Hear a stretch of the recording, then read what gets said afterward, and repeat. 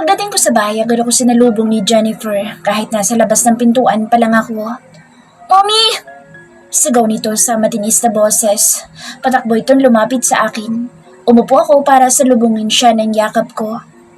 Baby! Tuwa kong tawag sa kanya. Agad itong yumakap sa akin leeg.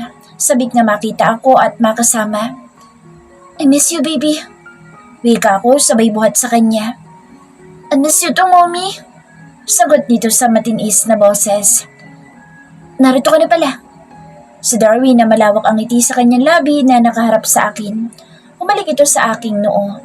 Binigay ko muna sa kanya si Jennifer nang makita ko si Angelo na kalong-kalong ni Hana. Tumayo naman si Hana para yakapin ako. Mabutit nakapasyal ulit kayo. Natutuwa akong wika sa kanila nang kumalas ako ng yakap kay Hana. Kumusta ng pogi niya, ha?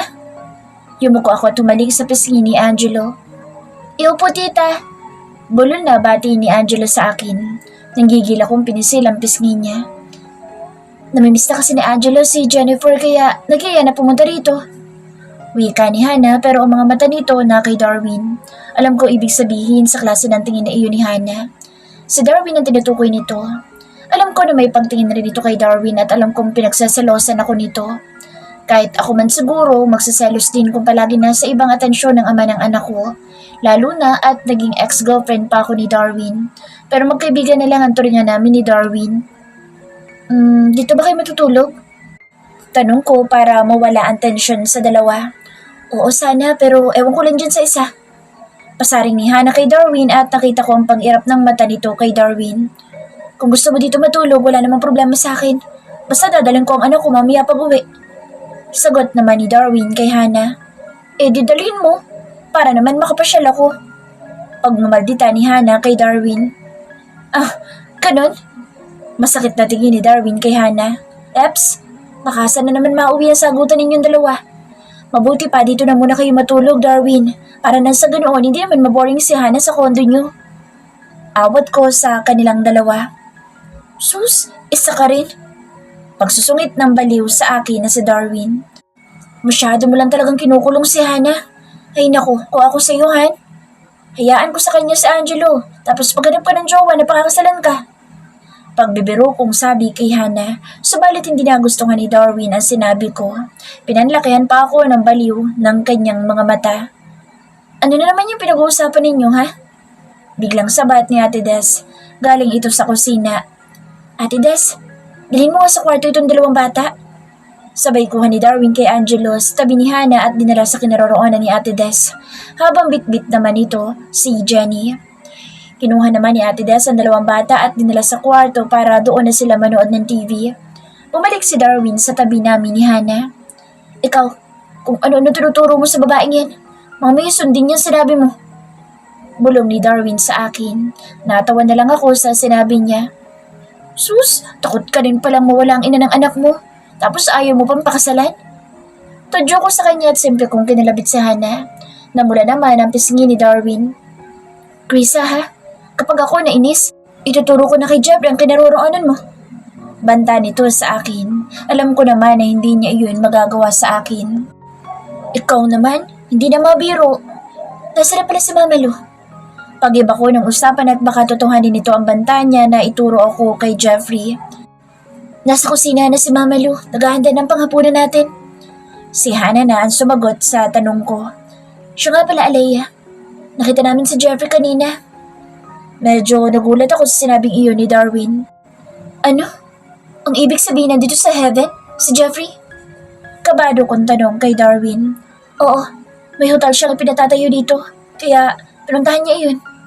Nakasalubong namin siya kanina sa mall. Napakagat ako ng aking labi sa sinabi ni Darwin. Ito ang pinangangambahan ko. Paano nalang kumakita ako ni Jeffrey? Maiwan ko muna kayo. Pupuntahan ko lang ang mga bata.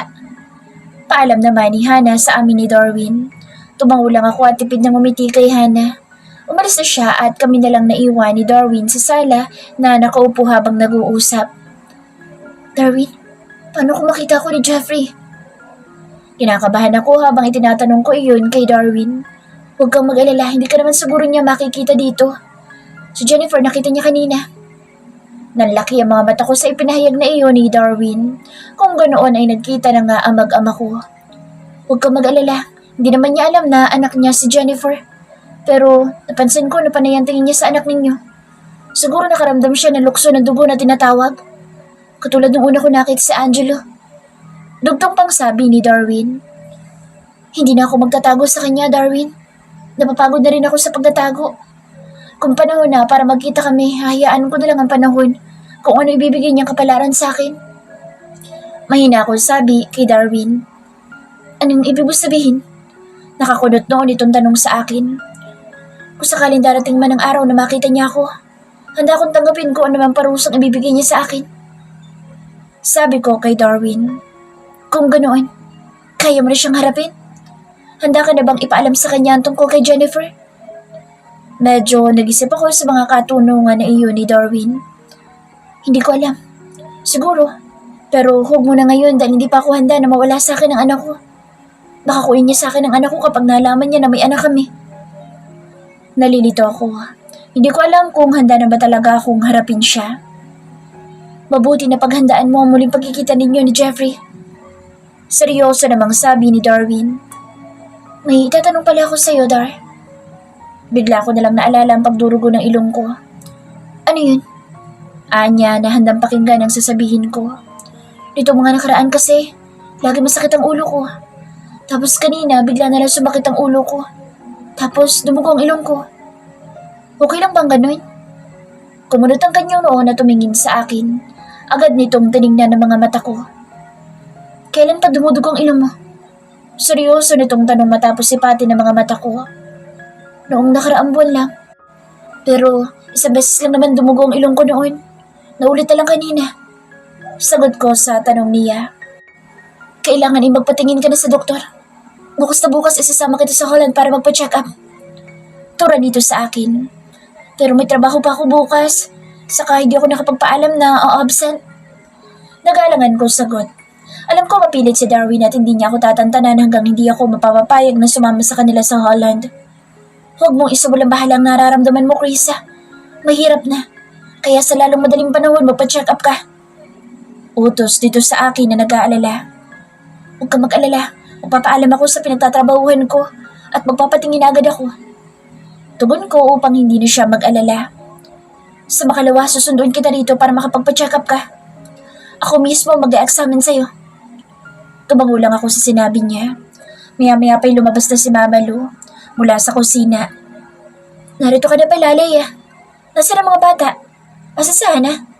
Kakain na tayo. Nandoon sa kwarto, Ma. Teka, tatawagin ko na sila. Ani Darwin at tumayo na ito para tawagin si Hana. Ako naman ay nagtungo na sa kusina kasama si Mama Lu upang tulungan siya sa paghahanda. Maya-maya lumabas na ang mga ito at karga-karga na ni Darwin ang dalawang bata. Pinaupo niya na ito sa kanya-kanyang upuan. Nasa tabi ko naman si Jennifer at si Mama Lu. Si Darwin naman katabi ni Hana at katabi naman ni Hana si Angelo at katabi ni Angelo si Ate Des. Mommy, dede po ako. Malambing na sabi ni Jennifer sa akin at akmang bubuksan sana ang damit ko. Dumedede pa kasi ito sa akin. May gatas pa rin kasi ako pero dumedede rin ito sa bote. Kapag umuwi lang ako, saka ito dedede sa akin. Mamaya na anak, kakain muna tayo, okay? Malambing ko sabi sa kanya, tinaplos ang ulo niya. Opo, Mommy. Mabait itong tugon sa akin. Dumedede ka pa rin, Jennifer? Di ba big girl ka na? Dapat hindi ka na dede. Wika naman ni Darwin sa aking anak. Magsalita ka dyan, akala mo naman hindi dumedede ang anak mo. Ayaw nga ring umawat sa mommy niya sa kadedede ang anak mo. Sabat naman ni Mama Lu kay Darwin. Pareho kasi kami ni Hana na breastfeed. Mama talaga, kumain na nga lang kasi. Saway ni Darwin sa kanya at kumamot pa sa ulo nito. Nagtawanan na lang kami habang tinitingnan siya. Tumingin pa siya ng bahagya kay Hana pero inarapan lang siya nito. Kumibot naman ang labi nito. Nagsali na lang siya ng kanin sa plato niya. Masaya kaming nagsalo-salo sa hapagkainan. Maagang bumiyahe pabalik sa Holland si Hana at Darwin kinabukasan. Papasok na rin ako sa sofa na pinagtatrabahuhan ko. Mama, Ate Des, kayo na munang bahala kay Jennifer ha? Nasa itas ng fridge ang pera para pambili ng diaper at gatas niya. pati na rin yung pambili ng groceries at ulam. Bilin ko sa dalawa habang nagliligpit ako ng mga gamit ko. Mag-iingat ka, Iha. Tugon ni Ate Des sa akin. Oh, yung baon mo, baka makalimutan mo. Paalala naman ni Mama Lu. Nandito na po sa bag ko. Tugon ko sa kanya at pinakita ko pa ang laman ng aking bag. Bye, baby. Hinalagan ko ang pisngi ni Jennifer habang buhat-buhat ito ni Ate Des. Huwag kang pasaway kay Mamita at Lola mo, ha? Tumangutango naman ang aking anak saka humalik din ito sa aking pisngi. Mommy, pasalubong ko, ha? Bilin pa nito. Ginulo ko na lang ang buhok niya saka tumango. Mabuti na lang malapit ang loob ng anak ko sa dalawa, kaya wala akong problema kapag iniiwanan ko si Jennifer sa kanila. O lakad na, baka malit ka na sa trabaho mo. Utos naman sa akin ni Mama Lu. Lumabas na ako ng bahay saka pumara ng tricycle. Medyo malayo-layo din ang spa na pinagtatrabahuhan ko kaya kailangan ko magbaon ng kanin. Mahal kasi kapag sa labas pa ako bumili at kumain. Pagdating ko sa spa, nandoon na sina Ate Beth, Ate Lydia, si Chris at Amy. Sila ang mga kasamahan ko sa spa na pinagtatrabahuhan ko. Agad ko nang hinawakan ng walis para linisin ang facial area.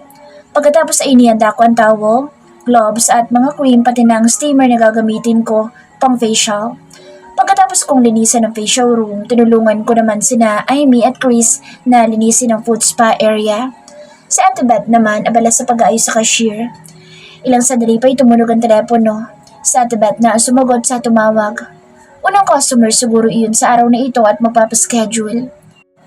Amy, Chris, may magpapa-home service sa Queen Hotel. Kayo na mag-service doon. Darating kasi si Sir Tobias ngayon. Alam niyo naman na si Alaya ang gusto mag-service sa kanya. Tura ni Ate Beth sa dalawa. Naku, tiba-tiba tayo ngayon lalo na't may hotel na malapit dito sa atin. Kaya tsak nakukulangin tayo ng tao. Marami pa naman magpapa-home service sa atin. Sabat naman ni Ate Lydia. Ngayon na ba kami pupunta, Ate Beth? Tanong naman ni Amy. Ay, hindi. Kung gusto niyo bukas yun ang puntahan. Nakakahiya naman kasi sa inyo, oh. Pagbibiro pa ni Ate Beth sa dalawa. Nagtawa na naman kami.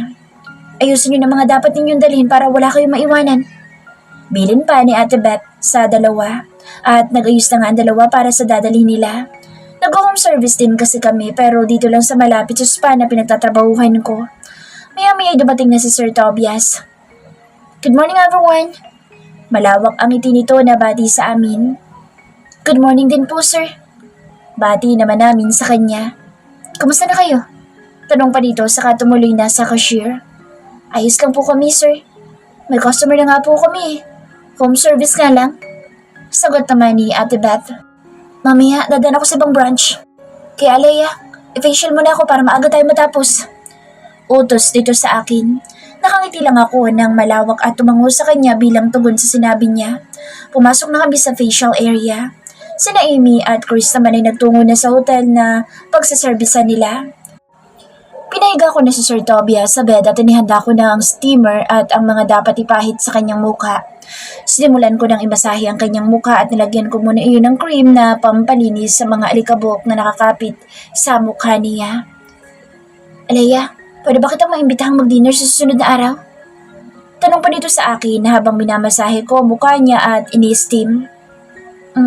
Hindi po ako sigurado, sir. Baka po kasi maraming customer ng araw na iyan. Pagdadahilan ko sa kanya. Mag-half day ka na lang. Sa sunod na araw pa naman yun eh. Kibit-balikat na lang ako at sumang-ayon sa alok niya. Sige po, sir. Tapid kong sagot. Wala naman siguro masama kung pumayag ako makapag-dinner kasama ang boss ko. Pero hindi kayo nakakahiya, sir. Baka kasi kung ano isipin ng mga kasamahan ko. Sabi ko na gusto ko lang makasigurado.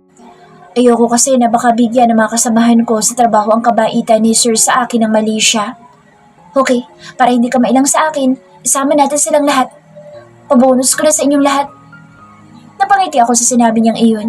Pinunasan ko ng maligamgam na tawal ang kanyang muka upang matanggal ang cream na inilagay ko.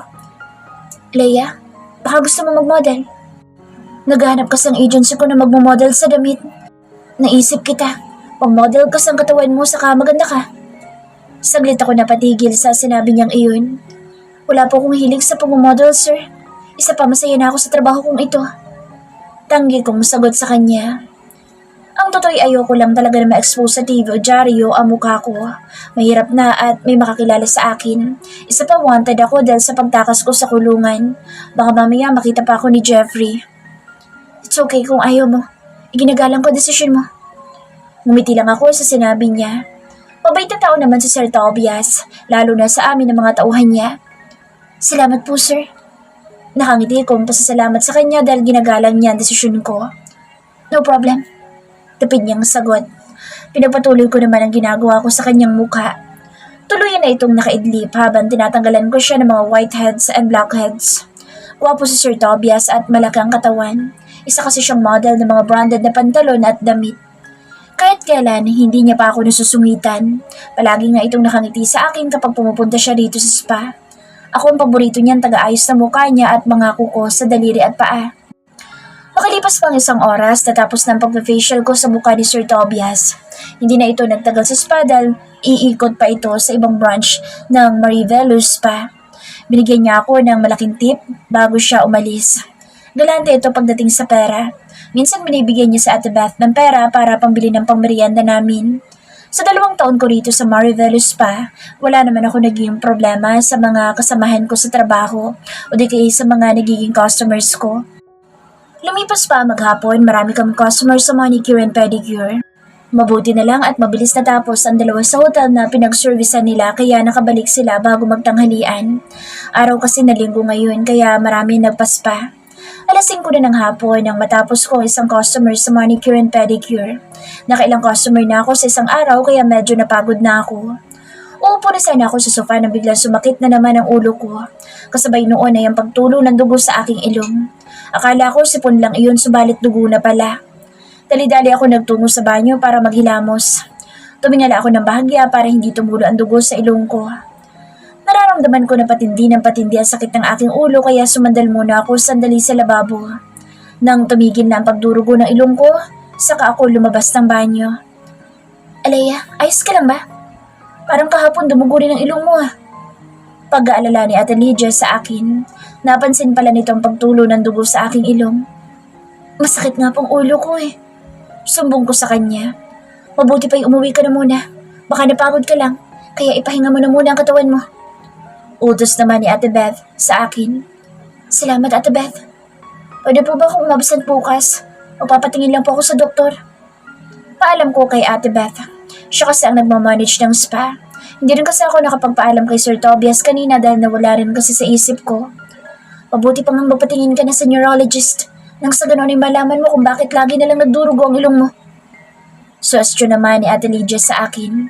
Tumangutang lang ako at nagpaalam na sa kanila. Kinuha ko ang aking bag sa locker saka lumabas na ako ng spa at umuwi na sa bahay. Pagdating ko naman sa bahay, naabutan kong hinuhugasan ni Mama Lu ang anak ko. Agad na ako nagtungo sa kwarto namin ni Jennifer. Nagbihis ako ng pambahay kung damit. Pagkatapos ay kinuha ko ang baunan ko sa aking bag at lumabas sa kwarto para dalhin iyon sa kusina. Si Ate Des naman abala sa paghihiwa ng manok na uulamin namin mamaya. Baga kaya ata, Leia? Tanong ni Ate Des. Nagtataka ito kung bakit maaga akong umuwi, lagi akong gabing nakakauwi. Masama po kasi ang pakiramdam ko kaya umuwi na muna ako. Mahinang boses na sabi ko kay Ate Des. Tulungan na po kita sa paghiwa ng mga sahog, Ate Des. Lahad ko sa kanya. Huwag na iha, ako nang bahala dito. Magpahinga ka na muna. Utos dito sa akin. Gigisingin na lang kita kapag nakaluto na ako. Dugtong pa nitong sabi habang humihiwa ng manok. Tipid akong ngumiti sa kanya saka bumalik na ako sa kwarto namin ni Jennifer. Inilapat ko ang likod ko sa kama. Napagod talaga ako ng gusto dahil marami mga customer kanina. Pinikit ko ang aking mga mata pero pumasok naman ang makulit kong baby girl. Hi, Mommy! Sigaw nito sa matinis na boses. Nakabihis na ito at patakbong pumunta sa kinaroroonan ko saka umakyat ito sa kama. Nagkunwari akong tulog. Ang anak ko na may hinahalikan ako sa pisngi. Mommy, are you tired? Are you sleeping? Tanong nito habang hinahaplos ang aking buhok. Likas na malambing ito sa akin pero minsan may pagkamasungit rin. Nakuha nito ang labi at ilong ng daddy niya at sa akin naman nakuha ang mga mata niya. Hindi pa rin ako sumagot at nagtulog-tulugan ako ngunit idinilat ko ang isa kong mata para tingnan ang reaksyon ng mukha niya. Nakanguso ang mapupulan niyang labi habang umingiwi ito. I want to talk to you, Mom. But if you are tired, it's okay. We will talk later. Malungkot niyang sabi subalit sinipat niya pang aking isang mata ng kanyang kamay. Hindi ko na napigilan ang sarili ko. Natawa na ako at niyakap ko na lang siya at pinadapa sa dibdib ko. Nagbibiro lang ako, anak. Sabi ko sabay halik sa pisngi niya. Mommy, pagod ka po ba?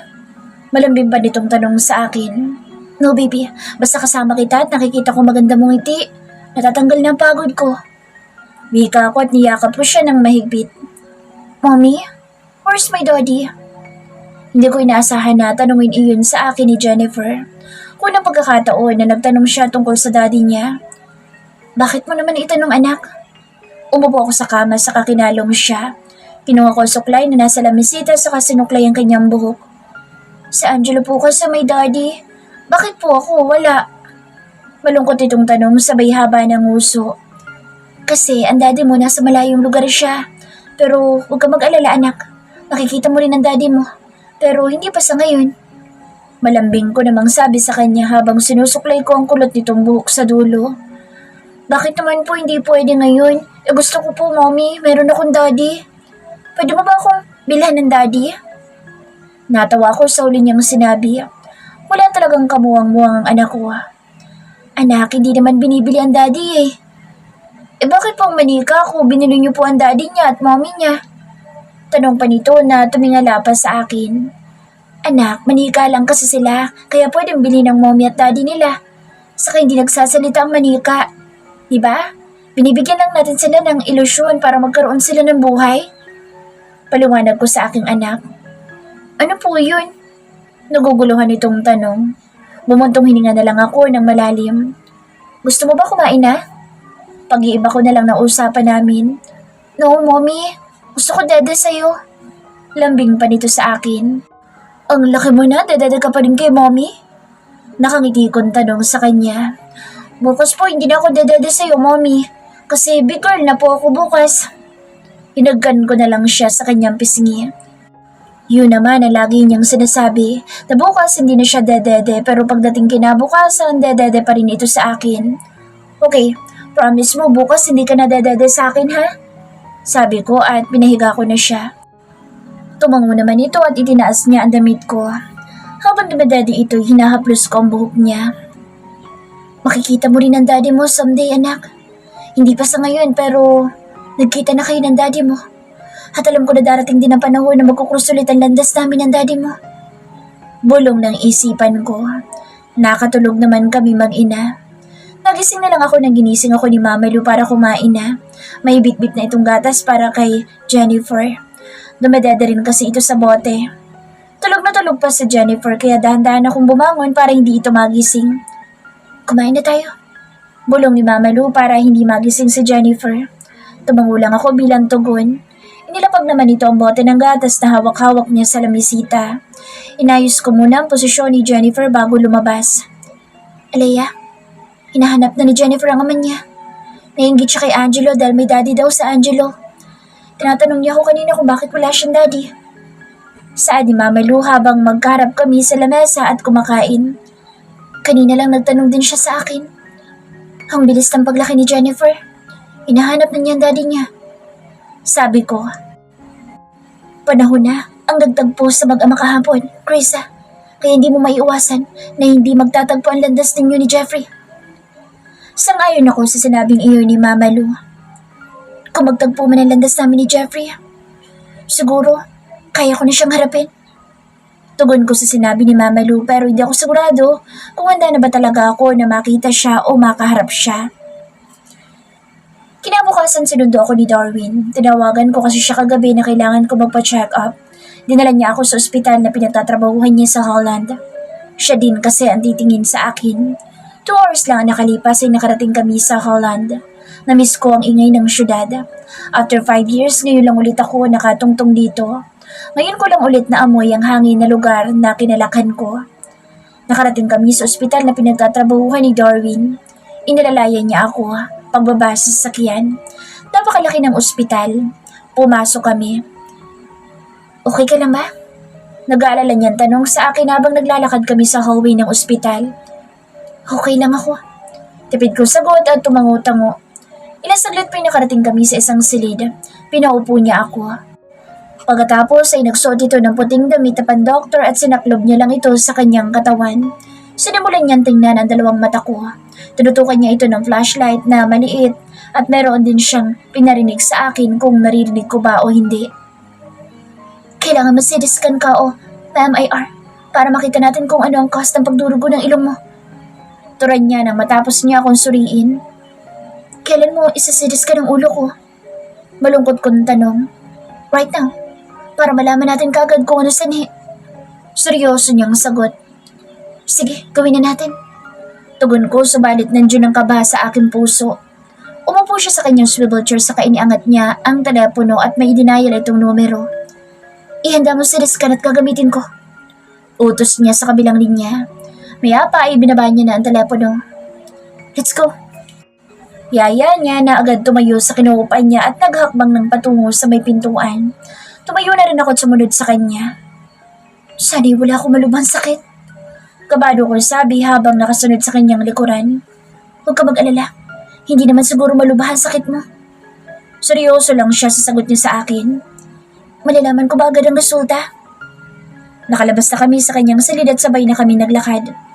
Yes, malalaman din natin kaagad ang result. Tipid lang siya nang umiti sa akin. Isang sandali pa ay pumasok na kami sa isang silid. May 4 na nurse na naghihintay sa amin. Agad akong pinahiga ni Darwin sa isang bed na may malaking machine na tinatawag nilang CT scan. Ipinasok niya ang ulo ko roon sa malaking machine subalit ang kalahati ng katawan ko'y nasa labas ng machine. Makalipas ang ilang minuto ay lumabas ang ulo ko sa machine na iyon. Bumangon na kaagad ako. Doon ka muna sa silid ko. Intayin mo ang result at i-examinin ko pa ang result mo. Seryoso niyang utos sa akin. Tumangutango lang ako sa sinabi niya. Inihatid ako ng isang nurse sa silid ni Darwin na una namin pinasukan sa ospital na ito. Pagpasok ko sa silid ni Darwin, nakaupo lang ako. Maraming mga larawan doon tungkol sa utak. Neurologist kasi ito at neurosurgeon din. Bago siya naging neurologist ay naging doktor din siya sa internal organ. Makalipas ang isang oras na paghihintay ko sa silid ni Darwin ay dumating na ito at dala na nito ang result ko. Anong result ng CT scan ko? Agad kong tanong sa kanya. Umupo muna siya sa harapan ko tumingin sa akin na malungkot ang mga mata. In-examine ko ang result ng paulit-ulit. Pero hindi ako nagkakamali. Kinabahan ako sa salita niyang iyon. Hinawakan nito ang mga kamay ko. Sabihin mo na sa akin kung anong resulta. Kinakabahan kong utos sa kanya. May low grade of brain tumor ka, Krisa. Mahina nitong sabi. Pagkarinig ay parang tumigil ang mundo ko. Hindi ako nakaimik. Matawan ko siyang tinitigan, baka nagbibiro lang ito. Di nga. Nagjo-joke ka ba, Darwin? Ngiting aso ko pantanong sa kanya. Sa palagay mo ba magjo-joke ako sa bagay na yan? Seryoso naman niyang sabi. Ibig bang sabihin malapit na akong mamatay? Tataningan mo ba ang buhay ko, Darwin? Darwin naman!